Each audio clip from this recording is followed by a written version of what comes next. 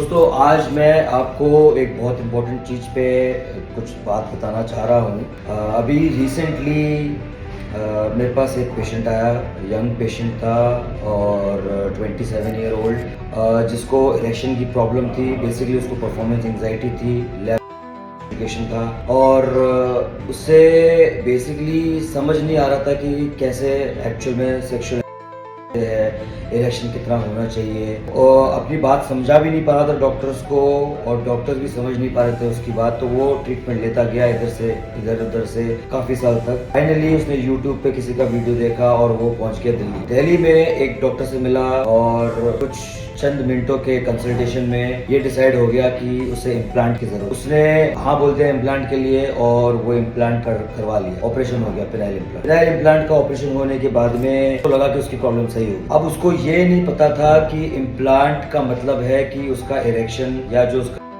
वो परमानेंटली सीधा है।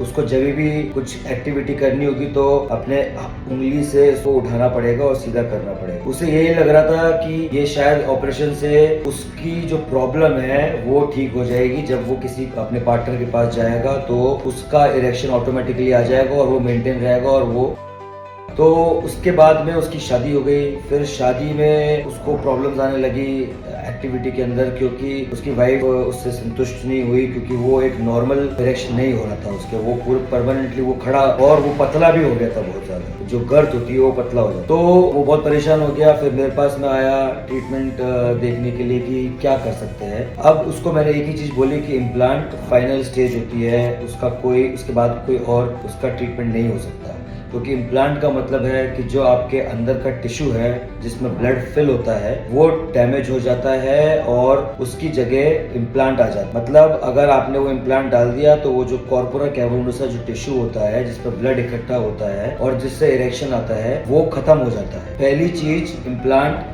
इरिवर्सिबल प्रोसीजर है। इम्प्लांट कराने के बाद में आप कभी भी नॉर्मल इरेक्शन आपका नहीं आ सकता, क्योंकि जो अंदर का टिश्यू है वो पूरी तरह से डैमेज हो जाए। दूसरी बात, इम्प्लांट लास्ट स्टेज होती है ट्रीटमेंट की। बहुत रेयरली इम्प्लांट की जरूरत पड़ती है। इम्प्लांट से पहले बहुत सारे ऑप्शंस होते हैं जिसको अगर आप एक्सप्लोर करो और ठीक करो तो आपकी प्रॉब्लम सॉल्व हो जाती है। इनफैक्ट जितने भी केसेस ऐसे आते हैं जिनको लंबे टाइम से ईडी है, उनको साइकोलॉजिकल इश्यूज बहुत ज्यादा होते हैं, तो उन्हें काउंसलिंग की एक प्रॉपर की बहुत इंपॉर्टेंट नीड होती है। तो जो भी ट्रीटमेंट करता है दवाइयों के साथ में या कोई थेरेपी या जो भी चीजें कर रहा है उसके साथ में उसकी काउंसलिंग और उसके लाइफस्टाइल मॉडिफिकेशन और कुछ एजुकेशन, उसके कुछ मिथ्स होते हैं वो क्लियर करने बहुत जरूरी है। मेरे इस वीडियो को लाने का एक ही मकसद है कि जो लोग अंधविश्वास में इम्प्लांट कराने जा रहे हैं वो थोड़ा सोचे समझे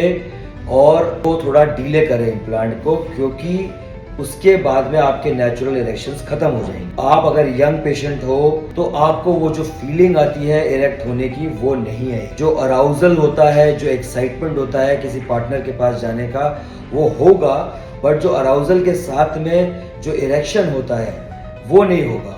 जो एक फीलिंग होती है मॉर्निंग इरेक्शंस होने की वो नहीं होगी, क्योंकि आपका पेनिस पूरे टाइम टाइट ही रहेगा। तो मेरा बस यही आपसे निवेदन है कि आप आपके ऑप्शंस एक्सप्लोर करो, आपकी एक्चुअल प्रॉब्लम को जानो और फिर उसके हिसाब से ट्रीटमेंट